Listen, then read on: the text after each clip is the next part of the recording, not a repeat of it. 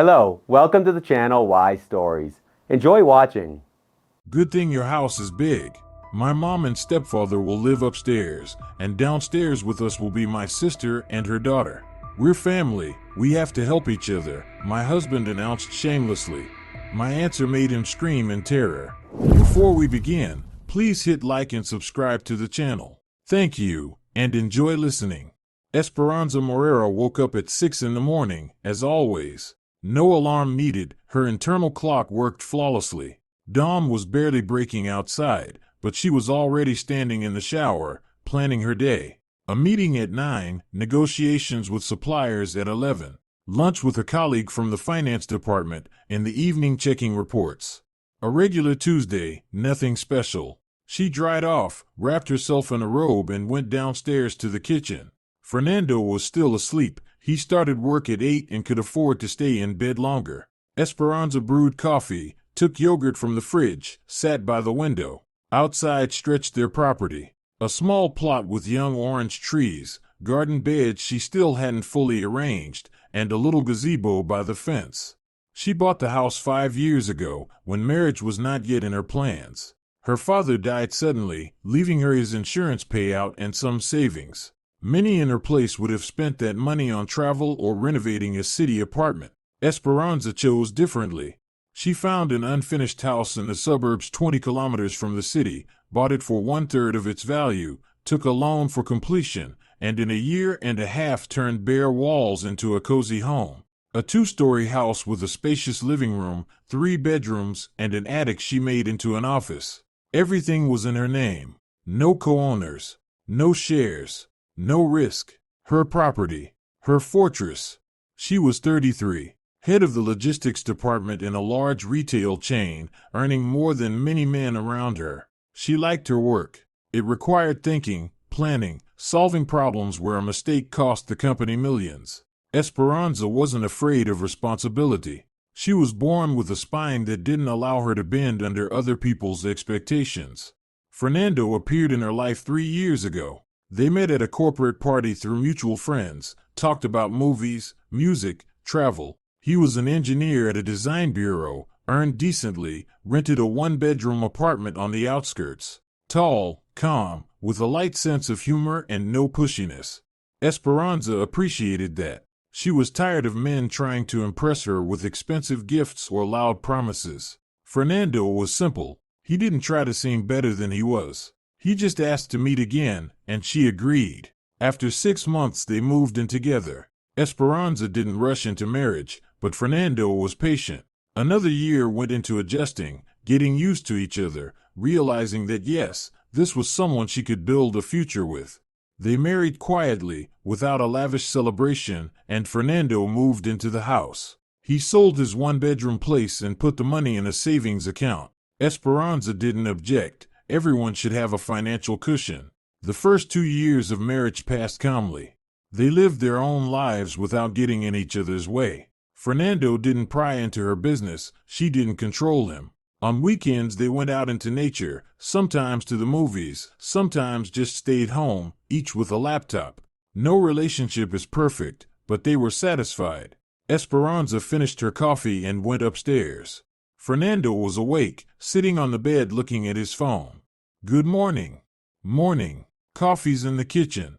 He nodded, stretched, and went to shower. Esperanza got dressed, put on light makeup, packed her bag. By 7 she was leaving the house. The drive took 40 minutes without traffic, an hour with it. Today she was lucky. The workday flew by. The meeting dragged on, negotiations went well. Lunch had to be postponed because a surprise audit from headquarters arrived. Esperanza handled the situation, settled complaints, explained nuances. By evening she was tired, not emotionally but physically from being on her feet and staying alert. At 7 she left the office, got in the car and drove home. Fernando wasn't home. On the table was a note, went to Ricardo's, helping with his renovation, back by 9. Esperanza crumpled the paper and threw it away. Ricardo, his old friend, was always fixing something, and Fernando constantly went to help. She didn't mind, as long as he didn't disturb her rest. Esperanza reheated yesterday's soup, ate, lay on the couch with her tablet. She just wanted to scroll the news and turn her brain off. She was scrolling when a bank notification popped up. Another loan payment processed. She opened the app and checked the balance, everything normal. She had been paying off the home construction loan for 3 years, 2 left. Manageable. But then she noticed something in the transaction history.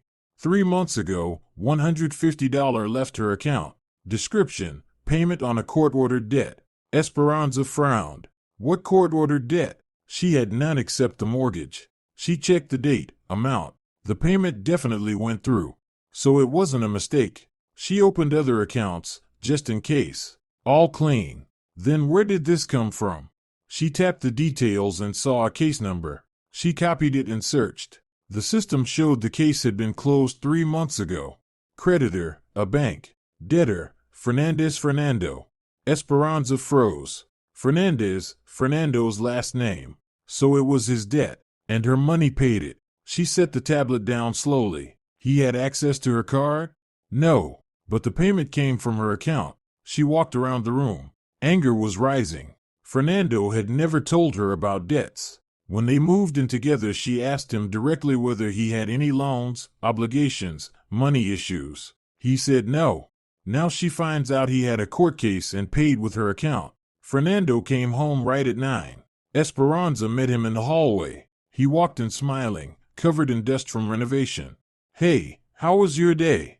Why did $150 leave my account 3 months ago to pay your debt? His smile vanished instantly. What? Court collection. Bank. $150. My card. Explain. He took off his jacket slowly, hung it up. Esperanza, I was going to tell you, but you didn't. So you hid it. Answer directly. How did you access my card? You let me use it a couple times when you asked me to buy things. I memorized the info. I thought it wasn't a big deal. Esperanza felt something snap inside. You memorized my card info and paid your debt with my money. Without asking. That is called theft, Fernando. No, I didn't steal. Debt collectors called, said they'd freeze accounts if I didn't pay by month end. I didn't have money then, and you had some. I thought it was small. You wouldn't notice $150. I noticed. Today. After 3 months. Esperanza, I'm sorry. I planned to return it. Things just kept coming up. For 3 months? He was silent. Esperanza stepped closer. Did you have debts when we moved in together? One old loan, from years ago. I was paying it slowly, didn't want to burden you. You lied. I asked you directly. You said no. It wasn't really lying. There was almost nothing left to pay. Enough to trigger a court case. Enough for collectors to threaten you. That is not almost nothing, Fernando. He clenched his fists. Esperanza turned and went to the kitchen. Drank water. Fernando stood in the doorway, pale. Esperanza, I swear I was going to pay it back. When? When I had extra money. You get a salary every month. In 3 months you could have returned it. Well, there were expenses, the car repair, then. She raised her hand, stopping him. Enough. I don't want excuses. You used my money without asking and hid it. Tomorrow you transfer $150 back. And listen, you never touch my finances again. Ever. Understood? He nodded. Understood. I'll return it tomorrow, I promise. And one more thing. If there are other debts, other secrets, say it now. Because if I discover something again, it will be worse. There's nothing else. That was the last one. Esperanza went upstairs, lay on the bed staring at the ceiling. Inside, she was boiling. Not because of the money, $150 wasn't a big deal, but because he lied, hid it, and took without asking. Crossing boundaries. And boundaries to her were sacred. The next day Fernando transferred the money to her, apologized, and once again promised it would never happen again. Esperanza accepted the apology in silence. She gave him a chance to make it right, but her trust was shaken. From now on she would check the accounts more often. 2 months passed. The money incident gradually faded from memory. Fernando behaved impeccably, helped around the house, didn't stay out late, didn't ask to borrow money. Esperanza gradually relaxed. Maybe he really had understood that he'd crossed the line. But at the end of September it all happened again. One day he came home and said his mother had called. She was having money problems, her pension wasn't enough, and Patricio earned little. She'd asked for help until spring, $100 to $200. Esperanza looked up from her laptop. And what did you say? I said I'd discuss it with you. Good. Fernando sat down across from her. What do you think? Should we give it? No. He flinched. Why? Because it's their problem.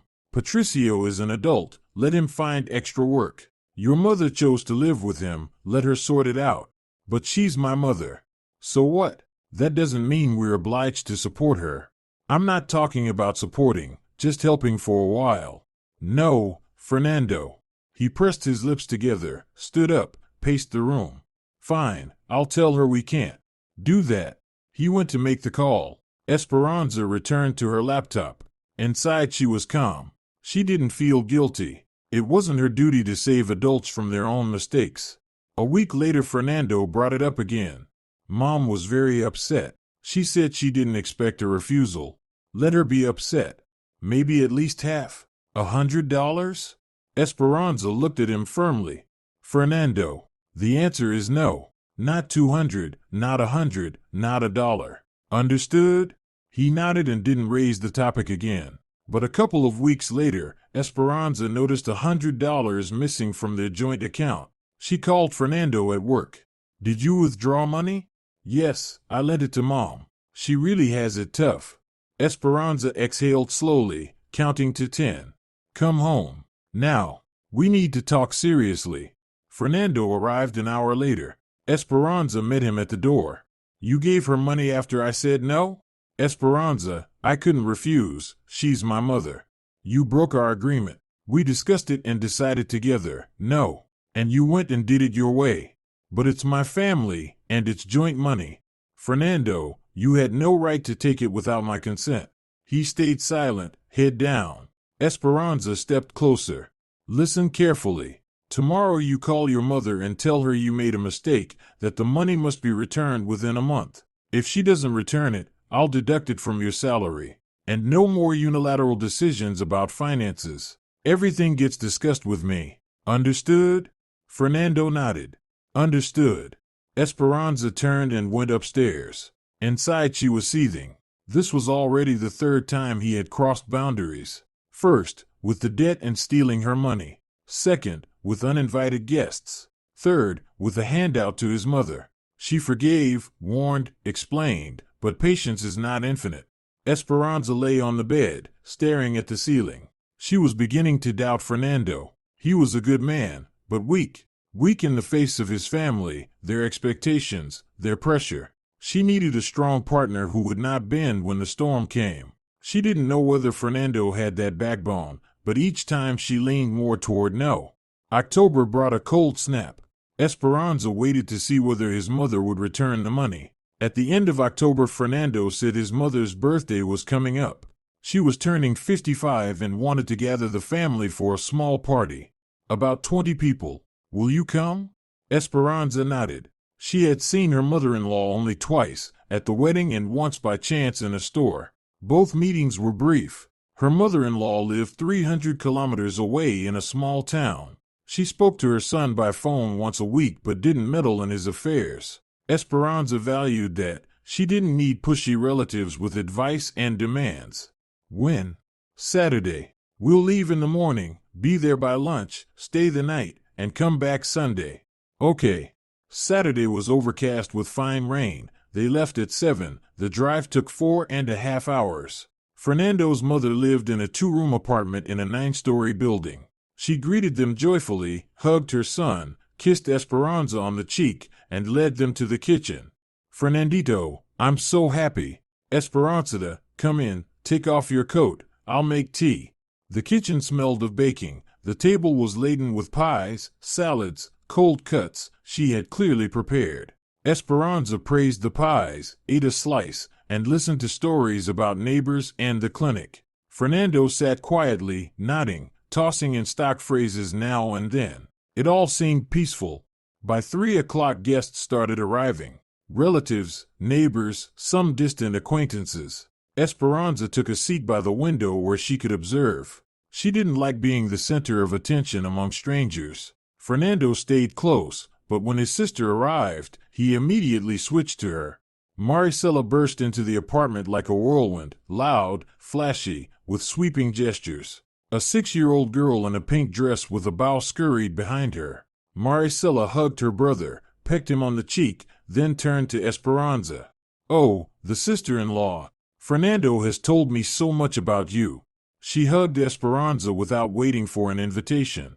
Esperanza endured the hug and stepped back. Maricela didn't notice, already chattering to her brother and pulling him to the table. The evening dragged on, guests ate, drank, and talked loudly. Esperanza sat by the window, watching. Fernando was with his mother and sister, laughing at their jokes, nodding along. And she noticed he had changed. He became softer, more compliant. At home he made decisions and argued when he disagreed. Here he just nodded. It was strange. Around 8, her mother-in-law's partner, Patricio, sat down at the table. A man around 60, loud voice, stinking of booze. He had lived with her mother-in-law for 3 years, worked as a foreman, loved to talk. Esperanza felt instant dislike. "Well, youngsters, how's life?" Patricio poured himself vodka and downed it. "Fernando, working okay?" "Yes." "And your house? All finished?" "Long ago." "Living well, living large," he winked at Esperanza. "They say the wife earns nicely." Esperanza kept quiet, and so did Fernando. Patricio went on. "I hear the house is in the wife's name." "Rightly so. Men aren't reliable these days. A woman has to insure herself." He laughed. Maricela joined in. Fernando was silent, staring at his plate. Esperanza watched him, expecting him to say something, anything, but he said nothing. Patricio kept spouting nonsense about female grip and male irresponsibility, and Fernando just sat there without objecting. Irritation pricked Esperanza, but she held back. She wasn't going to make a scene at someone else's party. The evening ended late, and her mother-in-law suggested they stay the night. Esperanza agreed. She didn't want to drive back across the province in the dark. They were put in Fernando's old room on a creaky sofa that squeaked with every movement. Esperanza lay down under a throw and closed her eyes. Fernando settled beside her. "Good night." Hum. He tried to put his arm around her, but she pulled away. He froze. "What's wrong?" "Nothing." "Esperanza, you're angry." She opened her eyes and turned to him. "Your stepfather spent the whole evening talking garbage about me, my house, my money. You said nothing. He was drunk. What was I supposed to say?" "At least something." "Stop him. Show you disagreed." "I didn't want to ruin Mom's party." "So it's better to let him insult me?" "He wasn't insulting you, just talking nonsense." Esperanza turned away again. "Good night, Fernando." He tried to say more, but she didn't answer. The conversation was over. In the morning they left right after breakfast and drove in silence. Esperanza looked out the window, mulling over the previous day. Around his family, Fernando became someone else. Weak. She didn't like it. At home she told him straight away. "If we ever end up in a situation again where one of your relatives badmouths me and you keep silent, I won't go to any more of those gatherings." Fernando nodded. "Got it. Sorry. Don't apologize. Just remember." He went out to the garage to fix something. Esperanza stayed in the kitchen. The irritation was still smoldering inside her, but she didn't fan the conflict. She simply set a boundary and would see how he behaved next.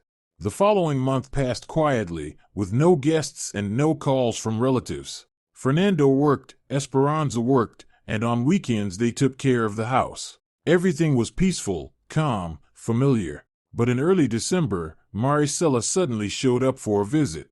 Esperanza was home alone sorting papers in the study. She heard a knock at the door and went downstairs. On the doorstep stood her sister-in-law with her daughter, both in winter jackets and holding bags. "Esperanza, hi. We were just passing by and decided to drop in. Are we interrupting?" Esperanza froze for a second. Fernando hadn't warned her about a visit, which meant he didn't know himself. Or he knew and hadn't said anything. "Come in." Maricela stepped inside, looking around. "Oh, how beautiful your place is. Valentina, look at this house." The girl stared silently at the high ceilings and big windows. Esperanza led them to the living room and offered tea. Maricela agreed and settled on the sofa. Don't worry, we won't be long. We were just passing by, and I thought, why not stop in on family? No one passes by from 300 kilometers away. But Esperanza kept quiet. She poured tea, brought cookies, and sat across from them. Maricela chatted nonstop about work, her husband, her daughter's success at school. Esperanza listened with half an ear, nodding now and then. An hour later Fernando called. I'm already on my way home. How's everything?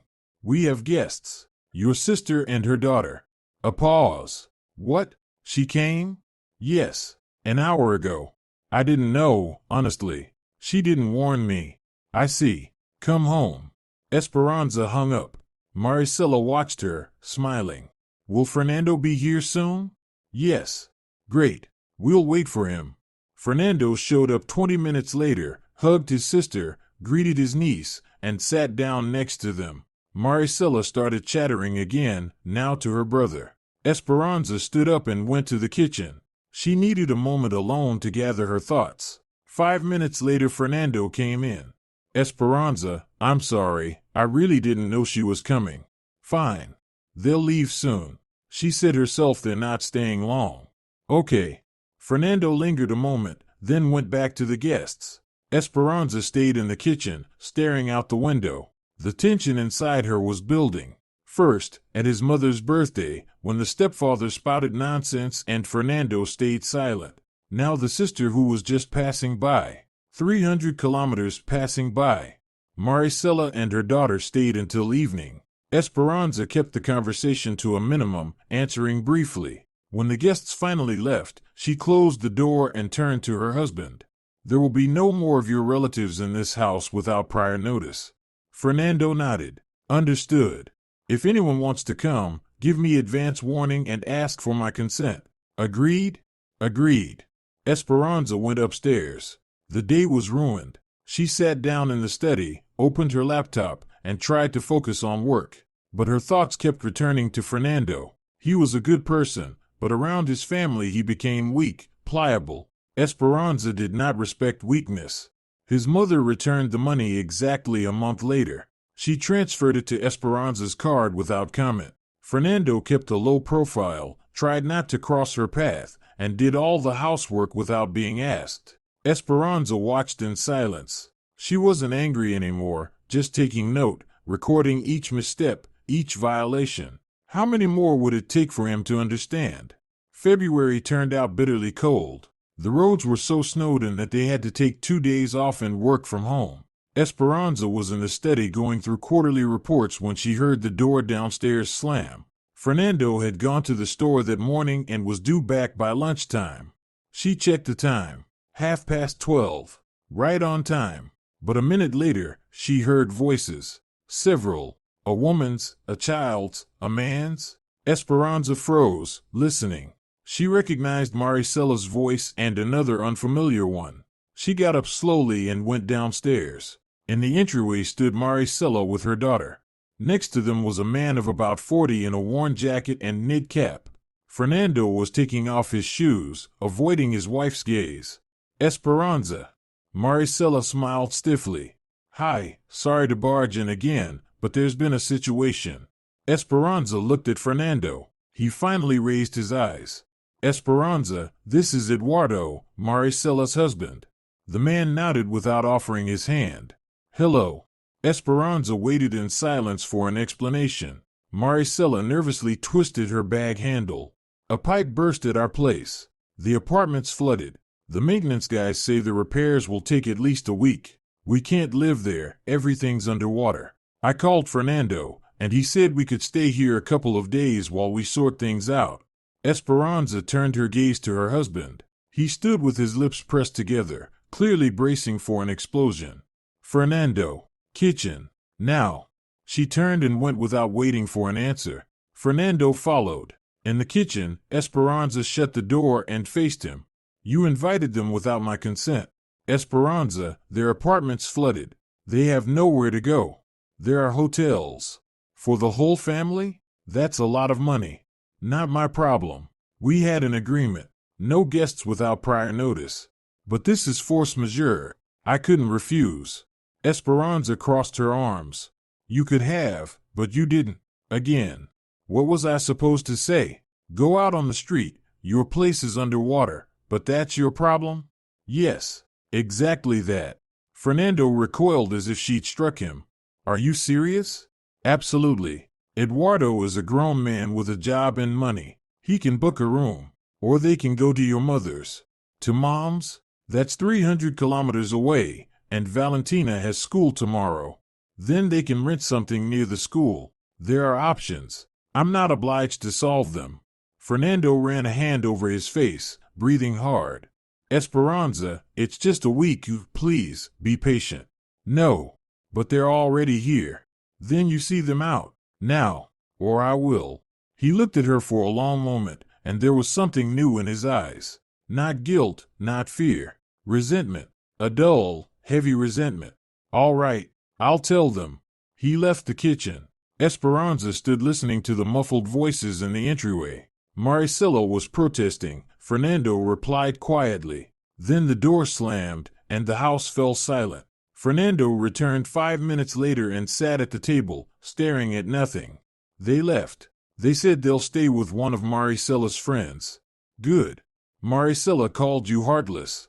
I don't care what she thinks of me. Eduardo said nothing, but his face showed it. Esperanza poured some water and took a sip. Fernando, I'm going to repeat this one last time. This is my house. People I haven't invited do not move in here. Not for a day, not for a week, not for an hour. Clear? He nodded without looking at her. Clear. Esperanza stood up and went back to the study. Outside, the blizzard thickened, the wind rattled the windows. Inside, it was warm and quiet, but for the first time in years of marriage, she felt that a wall had risen between them. Invisible, but solid.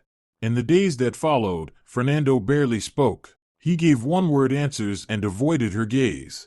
In the evenings he went out to the garage and stayed there late. Esperanza didn't try to bridge the gap. She had sent a clear signal. He received it. What happened next was his choice. A week passed. Maricela didn't call again.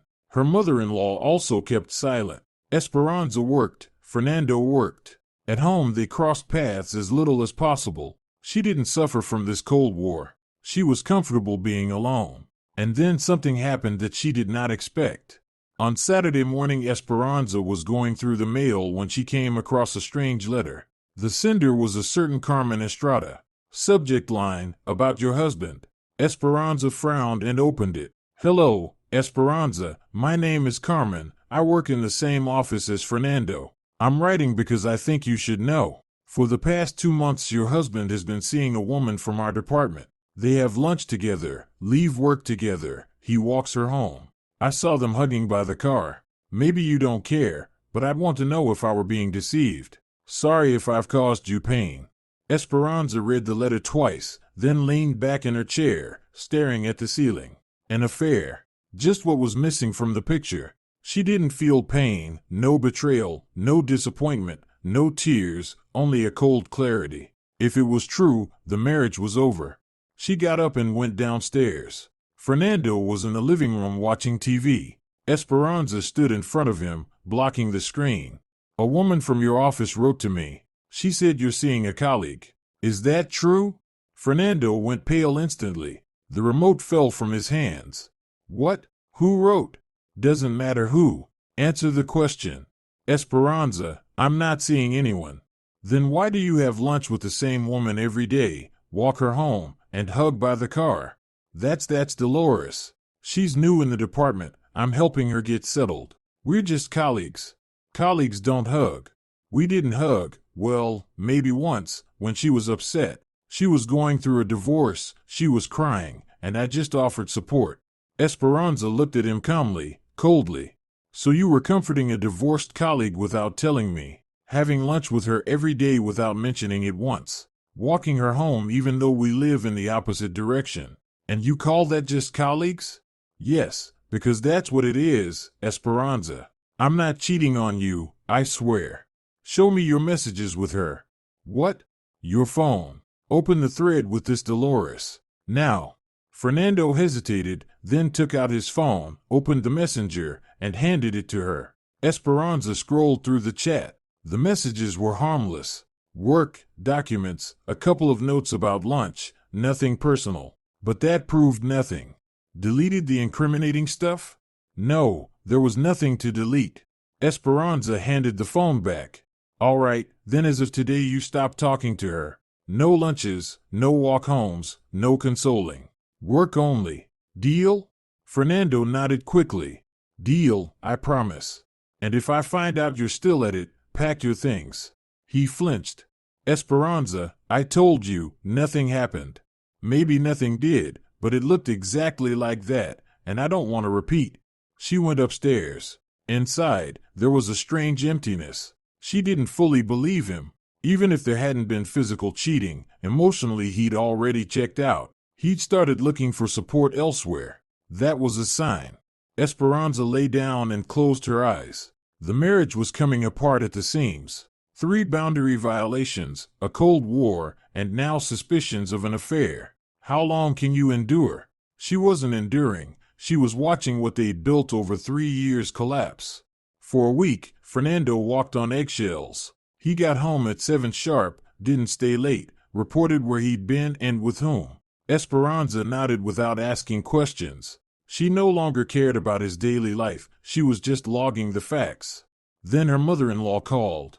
Esperanza was having dinner when Consuelo flashed on the screen. She answered, expecting small talk about health and the weather.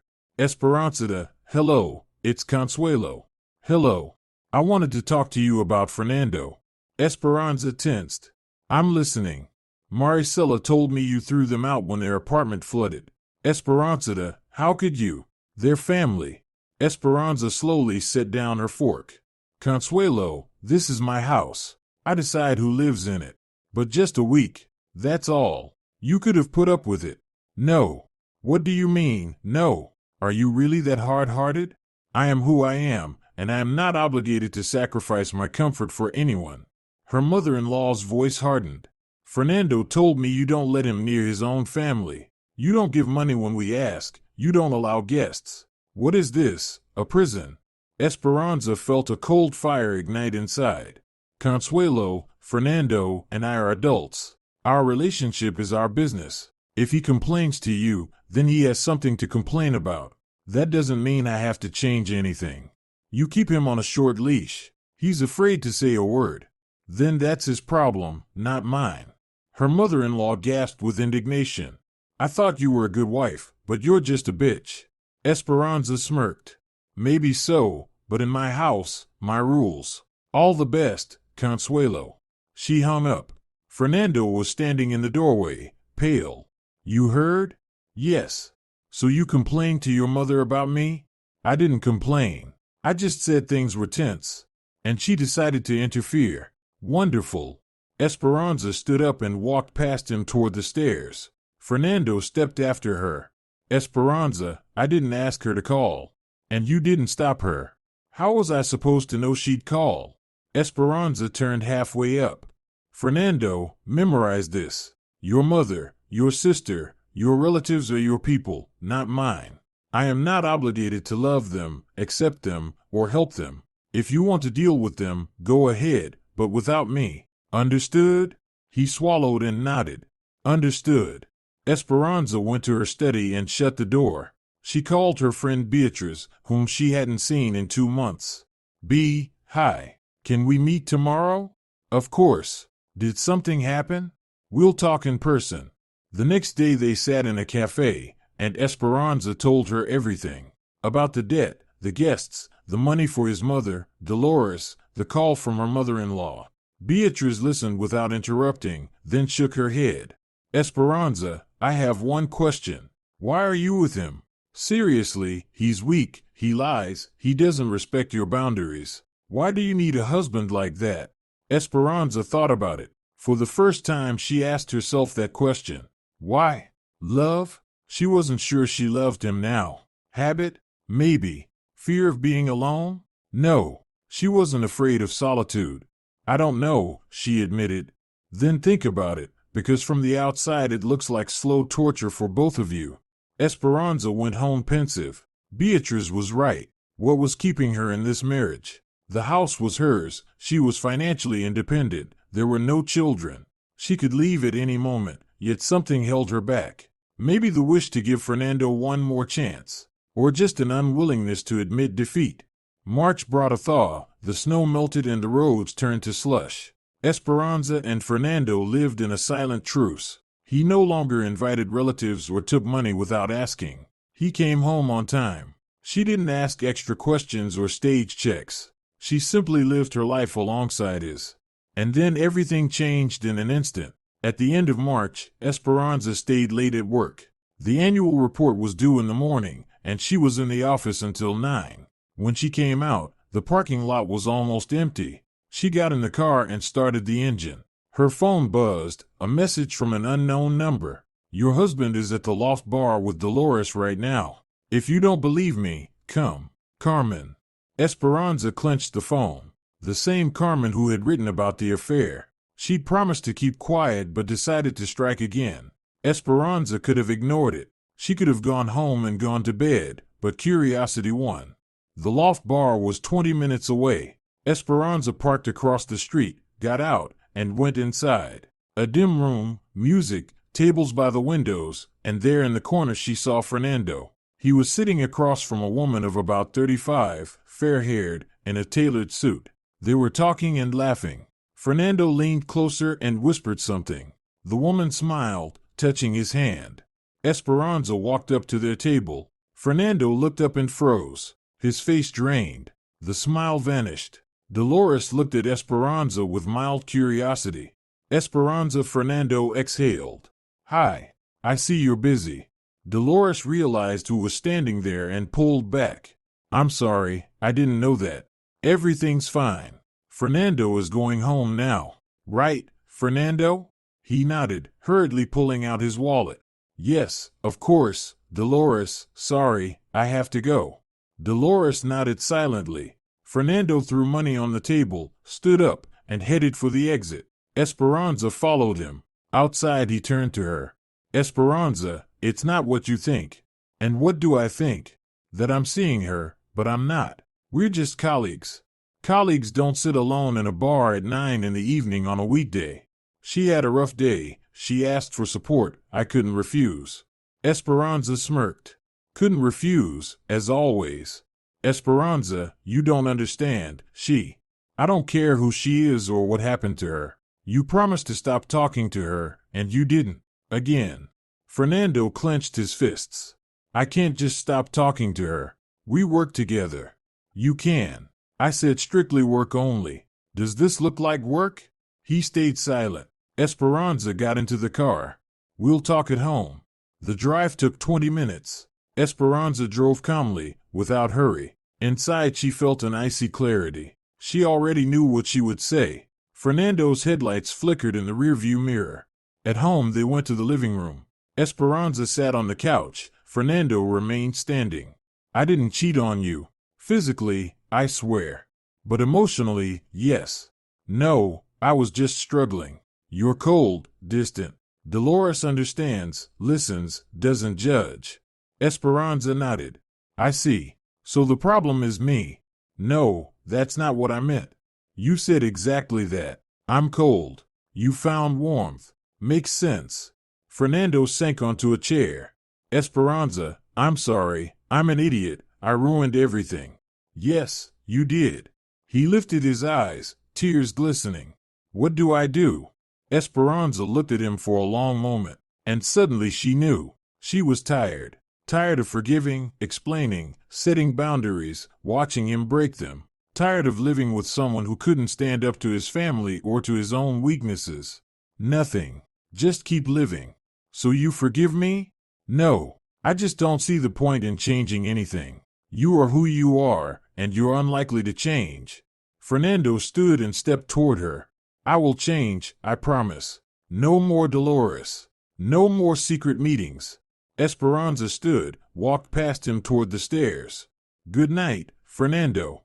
She went up to the bedroom and lay down, pulling the blanket over herself. For the first time, she felt no anger, no resentment, only indifference. And that was scarier than anything else.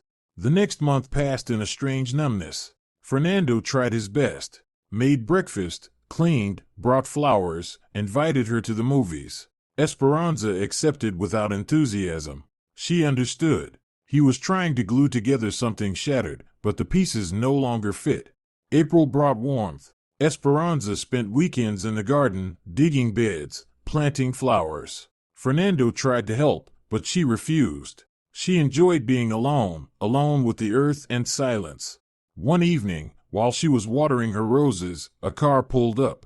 Maricela stepped out, alone, without her daughter. Esperanza straightened and watched her approach.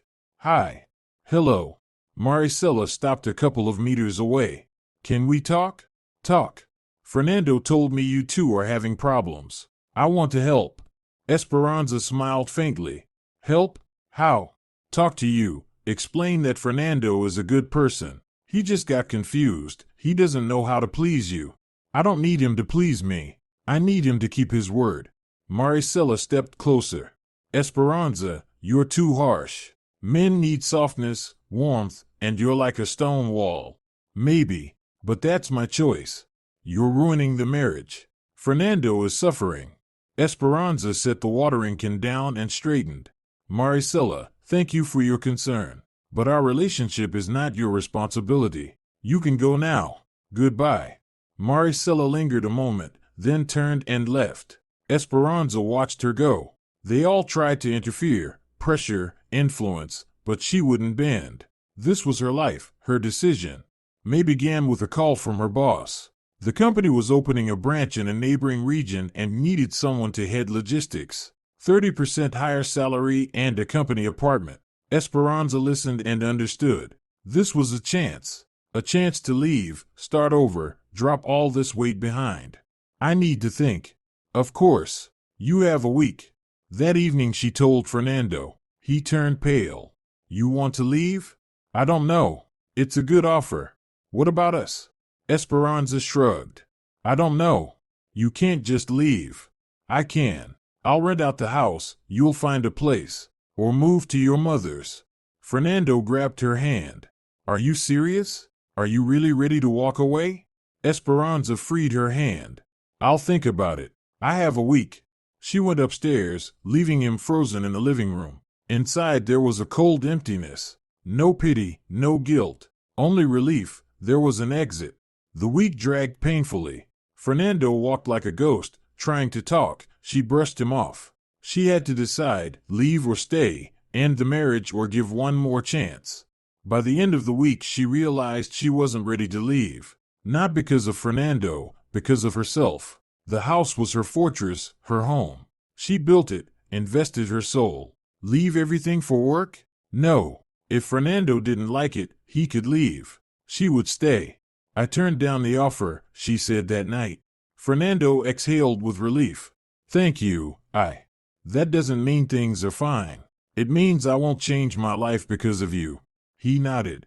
Esperanza went to her office. The marriage hung by a thread, and they both knew it. But she wasn't ready to cut it. Maybe later, when she had the strength. June came with heat.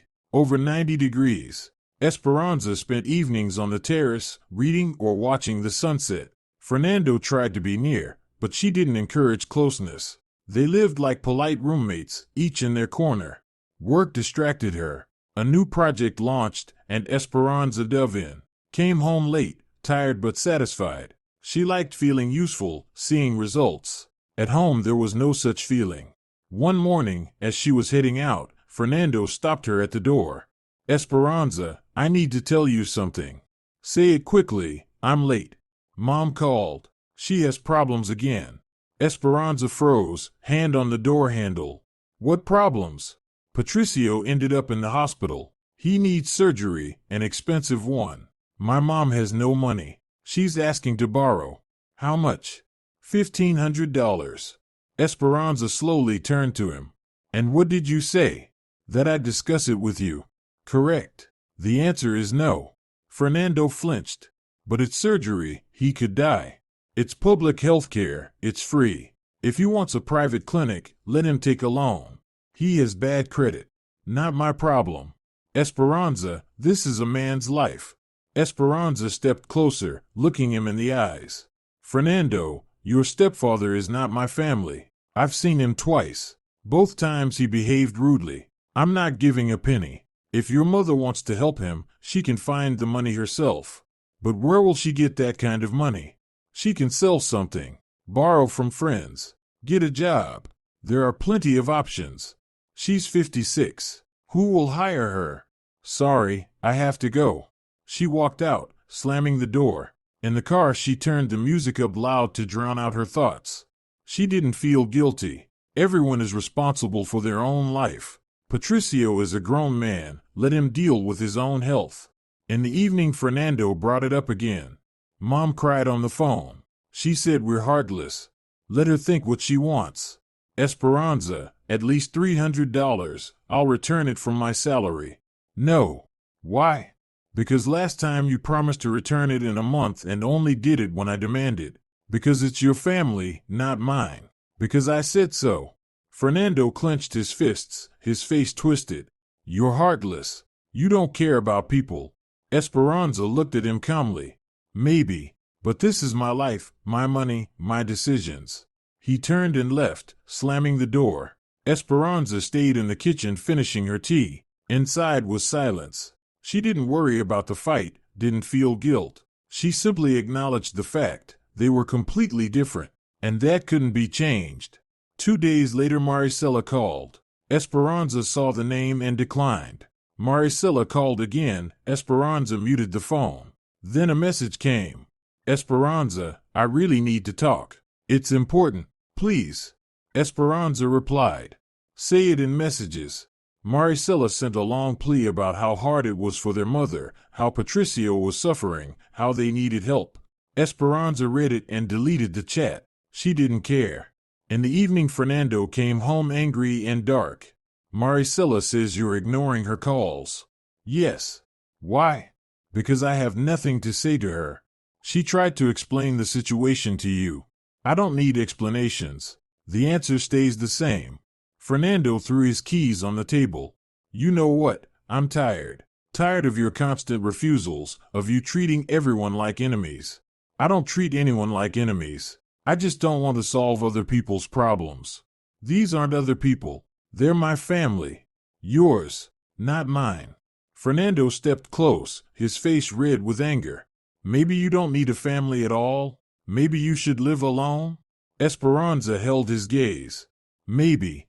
He recoiled as if she had slapped him. He stood there, breathing hard, then went upstairs. Esperanza stayed in the kitchen. For the first time, she said aloud what had been turning in her head for a long time. Maybe she really was better off alone. The next week they barely spoke. Fernando left early, came back late. Esperanza didn't ask where he'd been. She didn't care. She lived her life, and that brought peace. Then something happened that changed everything. On Saturday, Esperanza was cleaning out the bedroom closet, throwing away old things. She found a box with Fernando's documents he had asked her to store. She opened it to check if there was anything important and saw a paper that definitely wasn't there before. She had gone through this box a month ago. A rental contract. In the name of Fernando. An apartment in the city center. 6-month term, April to October. Rent, $250 a month. Esperanza read it twice. Fernando had rented an apartment in April, 2 months ago, and never said a word, and recently slipped the contract into the box, thinking she wouldn't look. Why? To meet Dolores? Or just as a backup escape plan? She went downstairs. Fernando was in the living room watching football. Esperanza placed the contract on the table in front of him. Explain. He looked up, saw the paper, and went pale. I was going to tell you. When? Next year? Esperanza, I rented it just in case. I knew things were bad. I thought I might have to move out. So you prepared to leave? Not to leave just in case. Esperanza sat across from him, arms crossed. And how much did you already pay? 2 months. $500. From where? My salary. The same salary you supposedly couldn't spare to return your mother's money? The same salary that wasn't enough? Fernando fell silent. Esperanza smirked. I see. There's money for a backup apartment, but not for family? That's not it. I just wanted options. Well, you have one. You can move there right now. Fernando jumped up. Esperanza, no, I don't want to leave. Then why did you rent it in secret? Because I was afraid you'd kick me out. Esperanza stood, walked to the window. I never kicked you out. You did everything yourself to get to this point. I really tried to change. You tried and you rented a secret apartment. Great attempt. Fernando collapsed onto the couch, head in his hands. What do I do? Decide for yourself. If you want to stay, stay. If you want to leave, leave. I don't care. She went upstairs to her office and closed the door. Inside was frozen emptiness. The marriage was over, even if they were still together on paper. Emotionally, everything had died long ago. 2 more weeks passed. Fernando kept living in the house, but the atmosphere became unbearable. They did not talk, did not eat together, did not even look at each other. Esperanza felt the end approaching, and it arrived on the last Saturday of June. Esperanza was working in the garden, tying tomato stems. She heard a car, lifted her head. Fernando drove up, got out, and then 3 more people climbed out, his mother, Patricio on crutches, and Maricela. Esperanza straightened slowly, watching their procession. They were walking toward the house with bags and suitcases. His mother smiled stiffly, Patricio leaned on his crutch, Maricela dragged bags. Esperanza removed her gloves and walked over. Fernando, what is happening? He avoided her eyes. Esperanza, I need to talk to you. Say it. Let's go inside. Say it here, in front of everyone. Fernando swallowed, glanced at his mother. She nodded encouragingly. Then he spoke quickly, like reciting a memorized speech. Mom and Patricio have no money left for rent. He had surgery, but rehab is expensive. They can't afford an apartment. And Maricela and her husband have problems again. The landlord kicked them out. They have nowhere to go. Esperanza listened silently, feeling cold rising inside her. And I thought. Fernando lifted his eyes, a mix of fear and defiance in them. It's good your house is big. My mom and Patricio will live upstairs, and downstairs with us will be Maricela and her daughter. We're family. We need to help each other. Esperanza froze. His words hung in the air like a verdict. He hadn't asked, hadn't discussed. He simply brought them with bags and announced where they would live. In her house. On her territory. Without her consent. His mother stepped forward, smiling. Esperanzita, we won't trouble you much. Fernando said there's plenty of space and enough rooms. We'll be quiet, we won't get in the way. Maricela chimed in. Yes, really, Esperanza. A month or 2 at most, until everything settles. Patricio said nothing, leaning on his crutch, but there was a smirk in his eyes. He was clearly enjoying this. Esperanza looked at each of them in turn, then back at her husband. Fernando stood rigid, bracing for an explosion. But there was none. Esperanza spoke quietly, calmly, with a cold tone that made them all fall silent. Perfect, since you decided without me, I decided without you. You no longer live here. I am filing for divorce. Tomorrow. Fernando turned white. What? You heard me. Pack your things and leave. With them. Now. Esperanza, wait, No, wait. You brought people into my house without permission and decided where they'd live without asking. You crossed the last line. We are done. His mother gasped. Esperanza, have you lost your mind? He's your husband. He was. He won't be anymore. Maricela grabbed Fernando's arm. Fernando, say something. Fernando couldn't speak. He stared at Esperanza, horror slowly filling his eyes. He understood. She wasn't joking. She wasn't bluffing. She meant it. Esperanza, no, please, I was joking. They won't live here, I promise. Joking? Esperanza let out a cold laugh. You brought them with suitcases. That's your idea of a joke? I thought you'd agree once you saw they truly have nowhere to go. You thought wrong. Fernando stepped toward her, but Esperanza raised a hand to stop him. Do not come closer. Leave. All of you. Now. Esperanza, please. Fernando's voice cracked. I'll fix it. They'll go right now. Just don't divorce me. Too late. No, it's not too late. I'll do whatever you say. I'll obey. I won't argue. I won't decide anything without you. Just don't leave me. Esperanza looked at him coolly. How many times have you said the same thing? 5, 10? And what changed? It will change now, I swear. No, it won't. You are who you are. Weak, unable to keep your word. And I don't want to live with a man like that anymore. Tears rolled down Fernando's cheeks. A 32-year-old man, crying in front of everyone. Esperanza, please, I love you. I don't want to lose you. You already did. 3 years ago, when you started lying. Leave. His mother jumped in. You can't kick him out. This is his house too. No, this is my house. It's in my name. He is a guest here, and I am asking the guests to leave. Maricela stepped forward, face twisted with anger. You're a heartless, cold witch. Maybe, Esperanza replied calmly, but this is my house, and you will not live here. Leave now, or I call the police. Patricio finally spoke, voice mocking. There it is, the iron-fisted woman. Put the house in her name and now she runs everything. Fernando, you weakling, you let yourself be whipped. Fernando snapped at him.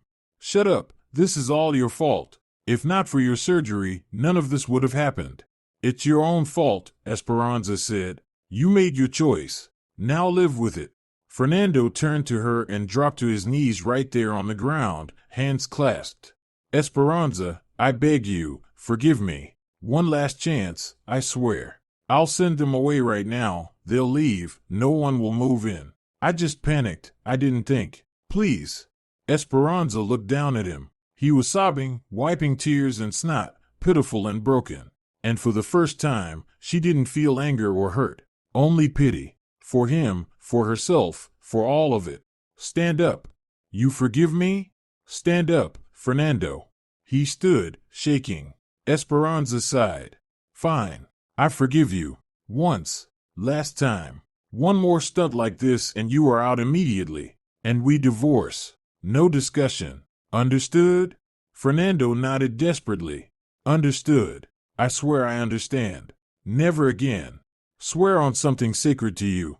I swear on my father's grave. I will never make a decision without you again.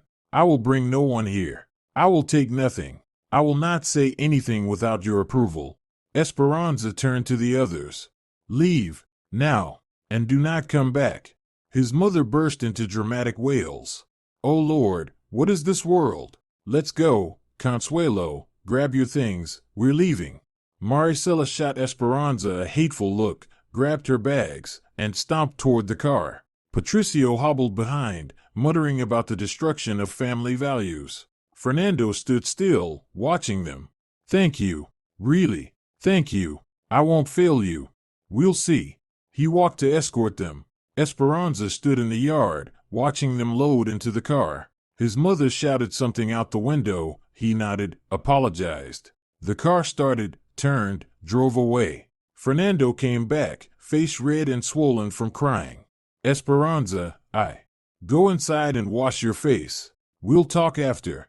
He obediently went in. Esperanza stayed in the garden. She sat on a bench, watching the sunset. Inside was chaos. She had forgiven him. Again. She had given him one more chance. The last one. Did she believe he would change? No, she did not. That evening they sat in the kitchen. Fernando was drinking tea, his hands shaking. Esperanza sat across from him, calm and cold. Do you understand what just happened? Yes. You almost lost everything. Me, the house, the life you knew. Because of one idiotic decision. I understand. I was a fool. You weren't. You are a fool. The difference is that now you know it. Fernando gripped his cup. I really will change. I promise. Don't promise. Just do it, because there will be no next chance. Did you see my face when I said divorce? Yes. I wasn't bluffing. I was ready. If you mess up again, I won't argue. I won't give you a chance to explain. I will simply throw you out. Then I will file in court. Understood? Understood. Esperanza stood up and poured the rest of her tea into the sink. Go to bed. Tomorrow we start with a clean slate. Fernando got up and tried to hug her, but she pulled away. Not yet. Earn it. He nodded and went upstairs. Esperanza stayed in the kitchen, looking out at the dark garden. She had given him a chance. Yet inside she knew this was only a lull. Sooner or later he would mess up again, because people do not change. They only hide their weaknesses deeper. Over the following weeks Fernando behaved like a model student. He asked permission for every step, reported where he was, called if he was running late. He did not bring up family matters. He did not take his mother's calls in her presence. He tried to be the perfect husband. Esperanza watched this performance without illusions. He was acting, putting on a mask, and underneath was the same weak man, dependent on others' opinions. She did not believe in his transformation and simply waited for him to slip again. July brought heat. The temperature stayed near 104 degrees Fahrenheit, and it was hard to breathe. Esperanza worked from home with all the air conditioners on. Fernando went to the office and came back in the evening exhausted. They ate dinner in silence, each lost in thought. One evening Fernando got a call. He glanced at the screen and turned pale. It's my mother. Answer. He took the call and stepped into another room. Esperanza heard snatches of the conversation. His mother was yelling something. Fernando was explaining, trying to calm her. The conversation lasted about 10 minutes. When he returned, his face was dark. What happened? Mom, she said she doesn't want to talk to me anymore. She called me a weakling and a doormat. She said I betrayed my family for my wife. Esperanza shrugged. And what did you say? Nothing. She hung up. So she is offended. She will get over it. Fernando sat on the couch and buried his head in his hands. You don't understand. She's my mother. She gave birth to me, raised me, and I chose you. You did not choose me. You chose to keep a roof over your head. Be honest with yourself at least. He lifted his eyes, pain in them. Do you really think that about me? Yes. You stayed not out of love but out of fear of having nothing. Fernando was silent because he knew she was right. August began with news. Maricela divorced her husband and moved in with their mother in their hometown. His mother continued her silence and would not answer the phone. Patricio recovered from surgery, but he was not rehired and had to take a job as a laborer on a construction site. His family's life went on without Fernando. He took the break with them hard and became withdrawn and sullen. Esperanza did not try to comfort him. These were the consequences of his choices, and he needed to get used to them. One evening, while she was reading in her office, Fernando knocked on the door. May I? Come in. He entered and sat on the edge of a chair. Esperanza, I need to ask something. Go ahead. Do you love me? Esperanza set the book aside and looked at him for a long moment. I don't know. How can you not know? Exactly that. I am not sure what I feel can be called love. Habit, yes. Attachment, maybe. Love, I don't know. Fernando swallowed. And before, when we got married, did you love me? Yes. I loved you then. What changed? You changed. Rather, you showed who you really are. And who am I? Esperanza paused. Weak, unable to withstand pressure, ready to lie to avoid conflict. You are a good person, Fernando. You are a bad husband. He lowered his head. Maybe we should get divorced. Maybe, but you don't want to. And you? I don't want to change anything. I am comfortable here, and you don't get in my way. Why break something? So we will live like this, without love, without intimacy? If that suits you, yes. Fernando stood and paced the office. And if it doesn't suit me? Then pack your things and go. The door is not locked. He looked at her, fear and anger mixed in his eyes. Do you want me to leave? No, but if you decide to, I will not stop you. Fernando stood there another minute, then left. Esperanza went back to her book. The conversation did not surprise her. Sooner or later they had to discuss it. Now everything was out in the open. The marriage existed formally. Emotionally they were strangers. September brought cool weather. The leaves began to yellow and the days grew shorter. Esperanza felt strangely calm. Life flowed evenly, without upheaval. Fernando worked, she worked, and at home they crossed paths minimally, like roommates. One day he said he wanted to visit his mother, to ask forgiveness and try to mend things. Esperanza nodded. Let him go, it was his business. He left for the weekend and returned in the foulest mood. His mother did not accept his apology, his stepfather kicked him out, and Maricela refused to speak to him at all. His family disowned him. His mother said she no longer had a son. Esperanza listened silently. I'm sorry. Really? No, but that is the polite thing to say. Fernando gave a bitter little laugh. At least you are honest. I always am. He went to his room. Yes, now they slept separately. It was more convenient, fewer touches, less awkwardness. October came with rain. Esperanza spent evenings by the fireplace, wrapped in a blanket. Fernando sat in the adjacent chair, each of them with a laptop. They were silent, exchanging the occasional perfunctory phrase. The emptiness between them had become familiar. One evening Fernando closed his laptop and looked at her. Esperanza, have you ever regretted marrying me? Esperanza tore her gaze from the screen. Regret is a strong word. I would say I regret how things turned out. Could we have been happy? We could have, if you were different. So it's my fault? For the most part, yes. Fernando nodded. Fair enough. They fell silent. The conversation was over. Esperanza returned to her work. The marriage hung by a thread, but neither of them dared to cut it. Too frightening. Too uncertain what would come after. November brought the first snow. Esperanza stood by the window, watching flakes fall slowly onto the frozen ground. Beautiful, quiet, melancholy, like her life now. Fernando came up beside her. Snow. Yes. Remember last year we built a snowman? I remember. It feels like ages ago. A year ago. Feels like a lifetime. Esperanza turned to him. Fernando, stop. Stop reminiscing. The past is gone. And the future? What future? Do we even have one? Esperanza thought for a moment. I don't know. Honestly, I don't know. Fernando nodded and stepped away. Esperanza stayed by the window. The question lingered in the air. Did they have a future? She did not know the answer. She simply lived day by day, without planning ahead. December was bitter cold. They spent New Year's Eve alone, without guests, without joy. They just drank champagne and went to bed, each to their own room. Esperanza lay in the dark, staring at the ceiling. A year ago she still believed things could be fixed. Now she did not. The marriage had become an empty shell, a formality. They lived together, but they were alone. Maybe that was how it had to be. Maybe her fate was to be alone even in marriage. Strong, independent, cold. The one people feared but did not love. Or maybe one day she would find the strength to change everything. To let Fernando go, to start anew. But for now she was not ready. For now it was easier to live this way, in emptiness but without pain. The new year began quietly. Esperanza worked, Fernando worked, life moved along. No conflicts, no scandals, just existence side by side.